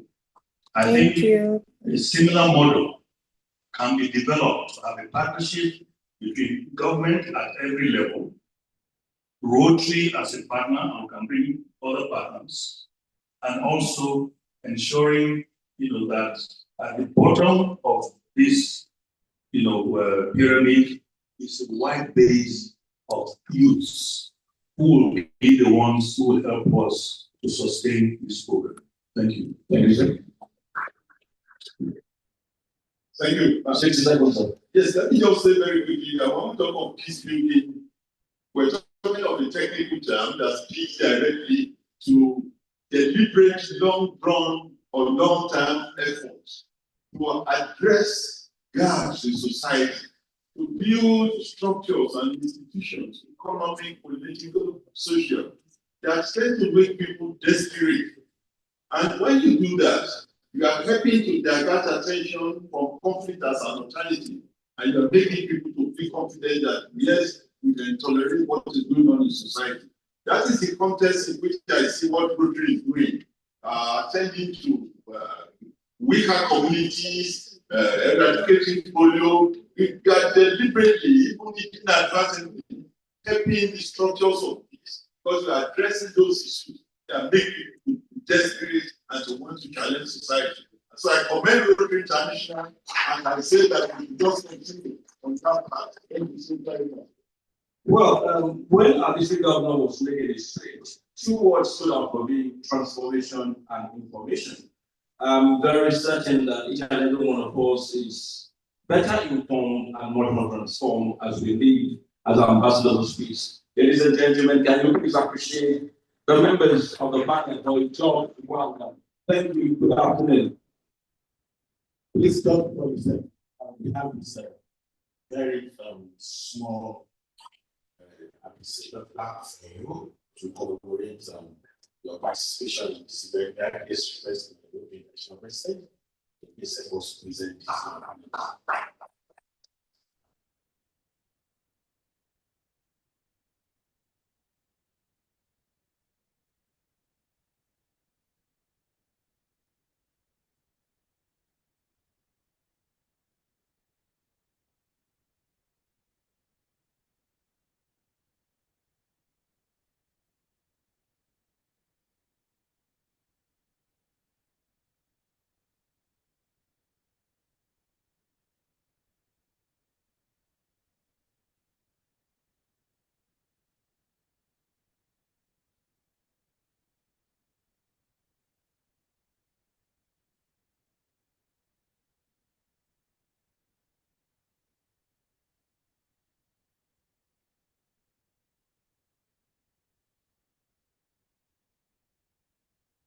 Thank you very much, ladies and gentlemen. I assure you that we'll move around really shortly, but sorry that we have to start behind schedule.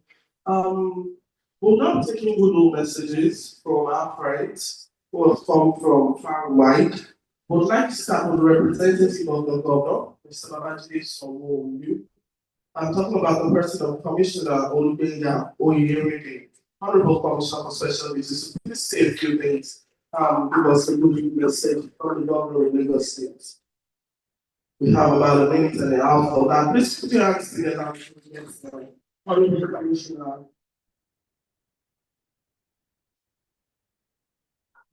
Thank you so much. I'm happy to speak to deliver on behalf of Mr. Governor. I'll need to be precise, so that we leave on time. The president of the Rotary International, Mr. Francisco, and his spouse, permit me to stand on well-established protocol. It is my pleasure to join you at this important peace summit organized by Rotary International District 9111.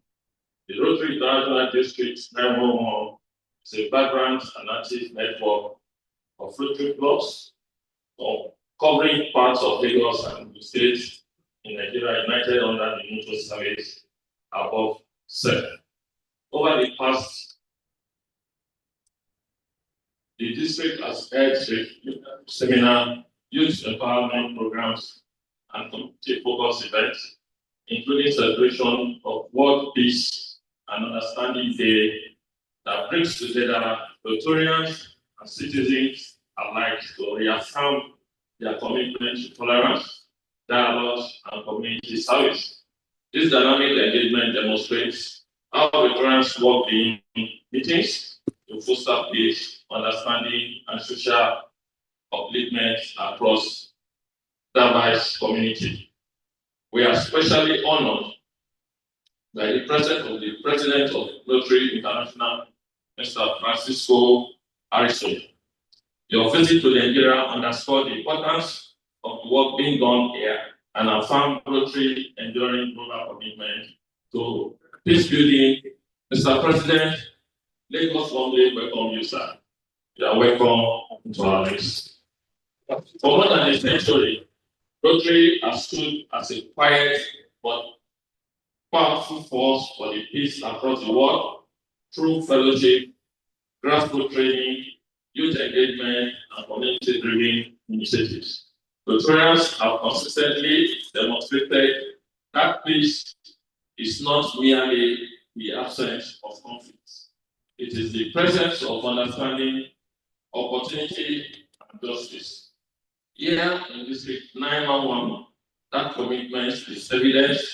Your observance of peace, of war peace, and understanding day, your investment in training young peace builders, and your dedication to dialogue and mediation reflect Rotary's deep beliefs and sustainable peace begins at the community level. These efforts are not abstract ideas. Peace is the foundation of development. Where peace prevails, families flourish, businesses grow, and innovation thrives. In a diverse and dynamic society like ours, promoting understanding across ethnic, religious, and cultural lines is essential to strengthen the social fabric that binds us together. Government can enact policies, but trust is built by people and institutions working together. And without trust, peace cannot endure. That is why partnership with organizations like Rotary are so important. Because you foster understanding at the grassroots and show that true leadership is rooted in service. I commend the leadership and members of Rotary District 9111 for convening this summit, creating space for dialogue and reflections in times such as this. It's not only commendable, it is necessary. I want everyone to live here with a real commitment to listening more deeply, to bridge that divide, more intentionally and to model the pace we wish to see in our community, so that through collective actions and shared responsibility, we can continue to build a Lagos and in Nigeria where harmony is not an aspiration but a life, a lived reality. Thank you and God bless you.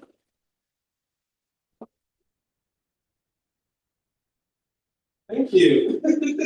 Thank you very much. Thank you very much, Mr. Dono. We'd like to quickly hear from speaker for today. A minute and a half for his minute and a half for his good message. Thank you, Honorable. Good afternoon, all. Allow me to stand on the well-established and pre-existing protocols.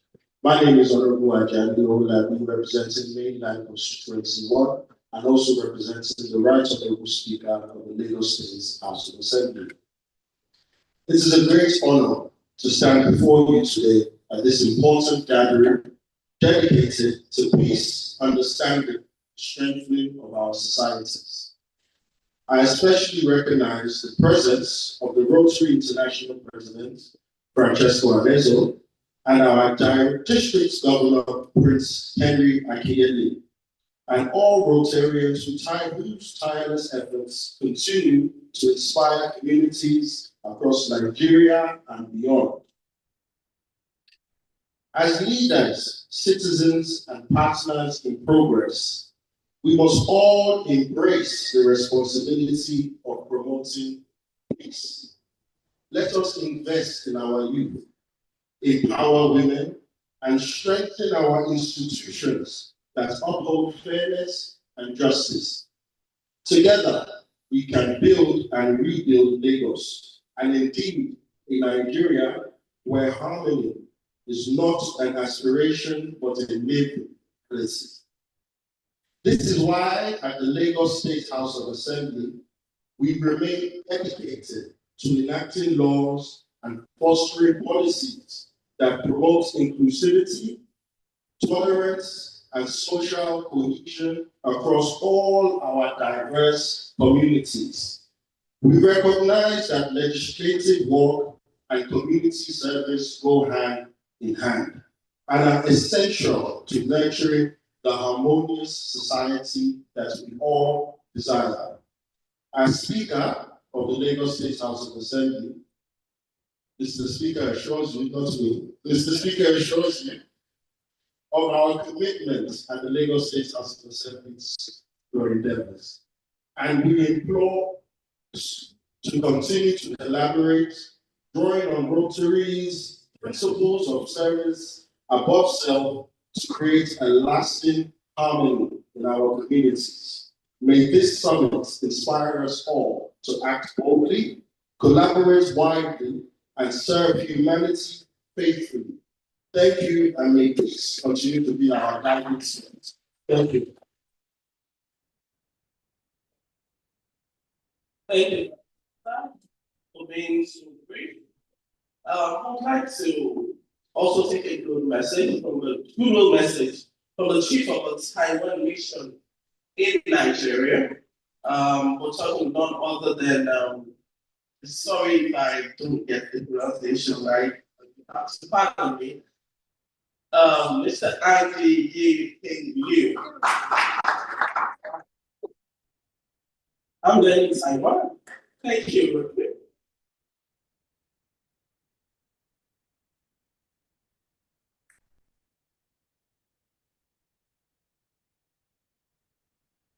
Distinguished ladies and gentlemen, Excellencies, Honorable, especially our distinguished Rotary International President and the incoming President, on behalf of Taiwan government and people, that I would like to invite the fellow Rotarian coming to Taipei, Taiwan in June this year to attend the World Convention.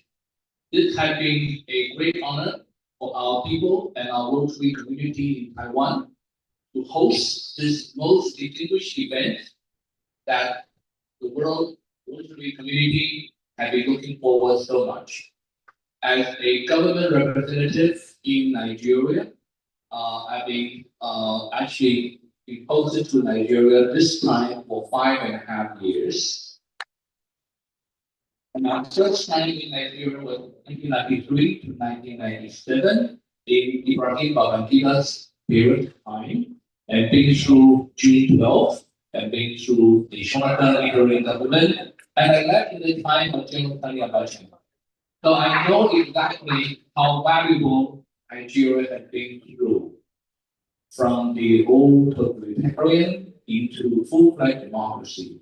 This is what Taiwan has been through also. So we share the same common value of democracy, rule of law, and I most have to congratulate Nigeria. The Rotarian community has flourished so great in this great country, and I welcome you all to come to Taiwan to witness how flourishing and vivid the Rotary community has developed in Taiwan also. Thank you so much for having me. We integrated values of education, and I thank you so much again for having been back to Nigeria for this 5.5 years. Thank you. Thank you, and God bless you. I'd like to please wait, sir. Please hold on, sir. Please wait. Photographers, please come. I'm still the master of ceremonies. Please get up, sir. You come, sir. Please, let me give your identities. The president, sir. Please, sir. Please come. So, where's the photographer? Yes, for me. I'd like to step in the middle, please. Thank you. Yes, please join us, sir. You see why it's going to be the next thing? This thing is just take advantage and nobody can ask questions. Okay, so to read this way, incoming question, please. Yes, okay. Let's move a bit, sir. Okay, beautiful. Let's take this picture. Oh, President's wife, sir. I'm so sorry, ma'am. Please join us. Please join. A round of applause to her.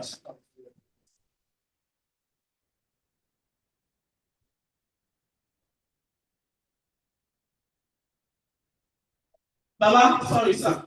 Sir, I was trying to be modest, but now the one who's used all my powers. This time of time join us. I was just trying to be modest. Yes, ma'am, please join us. Please join us. I like how you are just reading my picture here.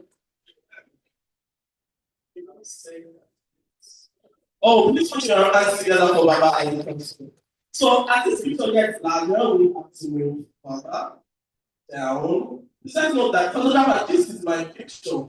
Let's just go with that.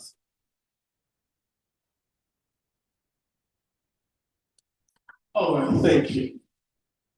Please everybody smile. I don't want to get the impression that I forced this picture in anyone.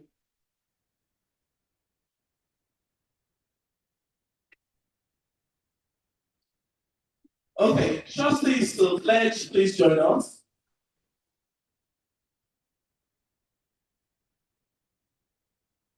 I hope everybody was smiling and have more pictures. So did you get that? Did you get that? Beautiful. Beautiful. One more. Let's smile for it.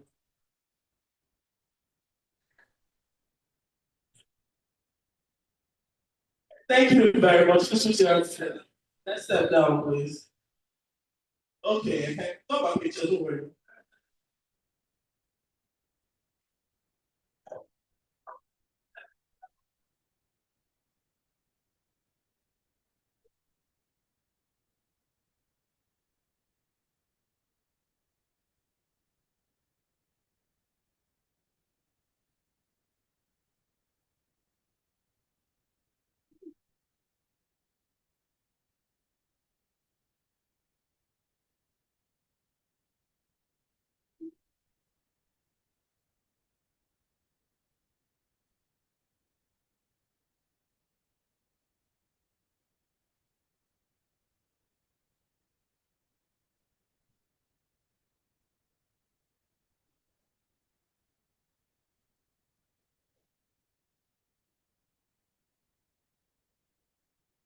Thank you very much.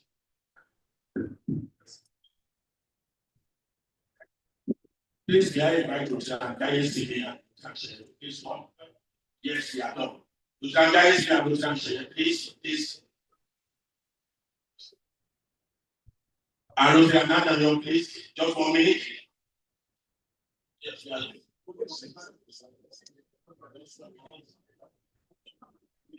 We're rounding up in the next 2 minutes. You can guys, please. And these are these please can have a vote.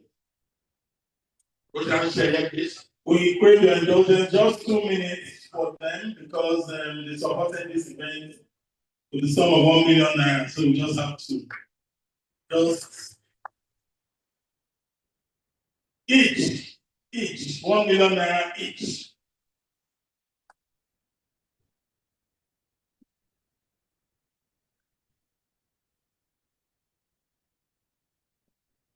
We had promised them warm handshake with the RA president. So in the spirit of 4-way tests, it has to happen.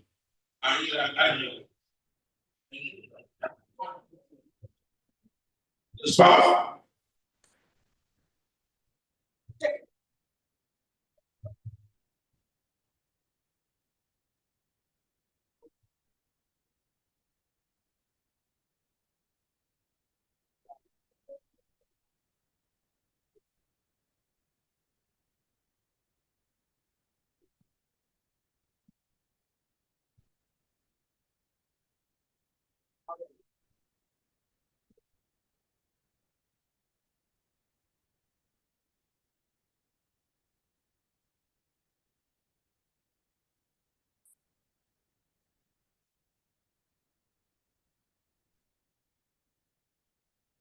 I'd like to quickly invite our district governor-elect to give us a vote of thanks, Rotiran Bukola Bakare.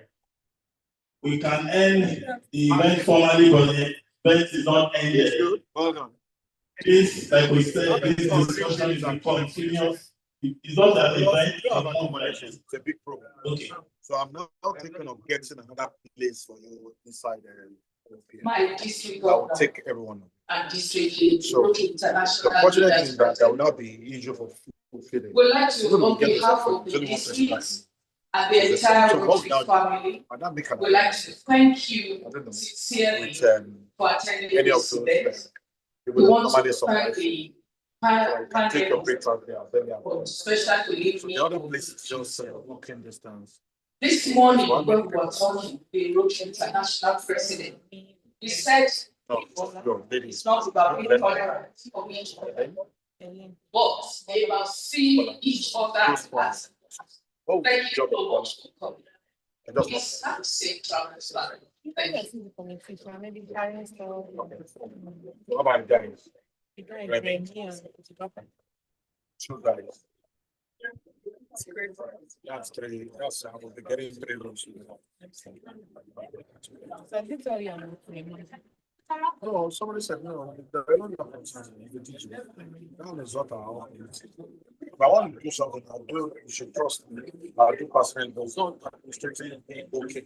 So me, I'm not going to try but teach or tell teaching. Without feel factor it. We have money.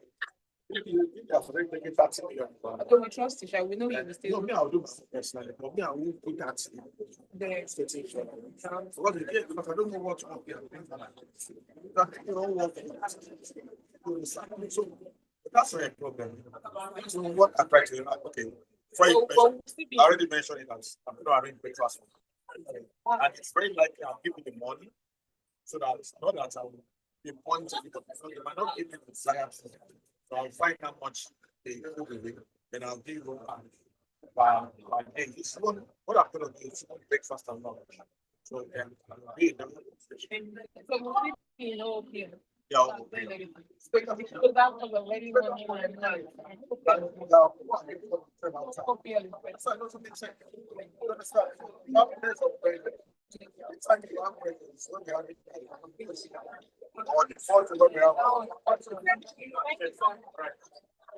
After my phone. Thank you. Okay.